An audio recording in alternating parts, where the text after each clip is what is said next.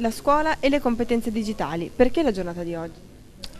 Abbiamo colto una proposta dell'Unione Europea, della Direzione Generale Impresa e Industria, che ha proposto in 21 paesi dell'Unione Europea di celebrare le competenze digitali dei ragazzi, e questa voleva essere proprio una sorta di testimonianza di quanto i ragazzi abbiano acquisito e stiano acquisendo e siano consapevoli di acquisire ogni giorno maggiori competenze digitali, quali chiave proprio per la mobilità in Europa, quale chiave per trovare un lavoro adatto alle proprie vocazioni, alle proprie capacità, ma adatto anche alle possibilità che il territorio, non solo della regione, ma anche della regione, offre.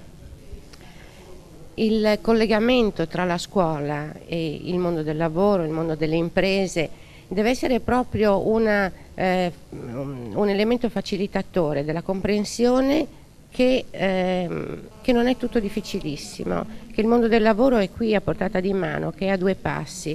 Abbiamo voluto avere delle aziende che hanno spiegato come hanno avuto il coraggio di nascere. Ci sono dei giovani imprenditori che hanno intrapreso delle strade innovative, che si sono messi in gioco. Noi vogliamo che i ragazzi sappiano che cosa significa potersi mettere in gioco. Non è straordinariamente difficile, è straordinariamente facile se si conoscono delle chiavi di accesso e se ci si conosce dentro di sé.